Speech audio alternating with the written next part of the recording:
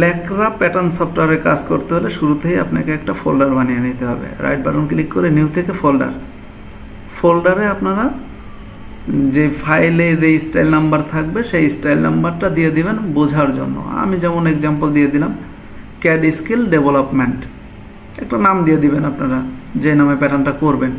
তারপর ফোল্ডারের উপর ক্লিক করে আবার রাইট বাটন ক্লিক করে নিউ থেকে টেক্সট ডকুমেন্ট দেবো। টেক্সট ডকুমেন্টটা মূলত আমাদের সাইজটা উল্লেখ করার জন্য, সাইজ দেখিয়ে দেওয়ার জন্য। আমাদের মেজারমেন্ট চার্টে যে সাইজ থাকবে সেই সাইজ দেওয়া লাগবে। যেমন এক্সাম্পল দিলাম 34 থেকে 50। সাইজের উপর ক্লিক করব, এরপর ক্যাপস লকটা অফ করে এখানে আলফা লিখে দেব।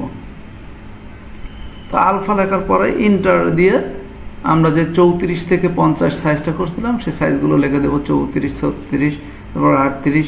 বেস সাইজ আমাদের 40। 40-এর আগে অবশ্যই আমাদের স্টার দিয়ে এরপর 40 লিখতে হবে। এরপর রেগুলার নিয়মে সাইজগুলো অ্যাড করে দেব। তো সাইজগুলো অ্যাড করে দেওয়া হয়ে গেলে আমাদের ফাইলে গিয়ে, যে কর্নারে ফাইল আছে ফাইলে গিয়ে সেভ অপশন থেকে সেভ দিয়ে দেবো।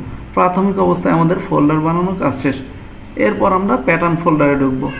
প্যাটার্ন ফোল্ডারে ঢোকার পরে আমরা ফাইলে গিয়ে এক্সেস পাথটা দেখাই দেবো। এক্সেস পাথে আমরা যে ফোল্ডার করছিলাম সেই ফোল্ডারটা দেখাই দেবো। এইখানে আমাদের প্যাটার্ন করলে সেভ হয়ে যাবে। ওকে দিয়ে বাকি পয়েন্টগুলো আমরা ক্লিক করে দেবো যাতে কোনো গ্যাপ না থাকে, অন্য জায়গায় সেভ না হয়ে যায়, এটা খেয়াল রাখবো। নিউ থেকে আমরা একটা স্টাইল নাম্বার দিয়ে মডেল নিউ মডেলটা করে নেব। এরপর শিট থেকে নিউ শিট নিয়ে নেব।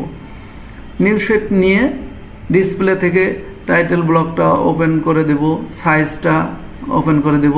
তো দেখুন আমরা যেই সাইজটা লিখেছিলাম সেই সাইজটা কিন্তু এখানে নাই, এখানে 8-10 সাইজ এইভাবে আসছে। তো সেই সাইজটা আনতে হলে কীভাবে, F7-এ আমাদের ক্লিক করতে হবে। F7-এ ইনপুট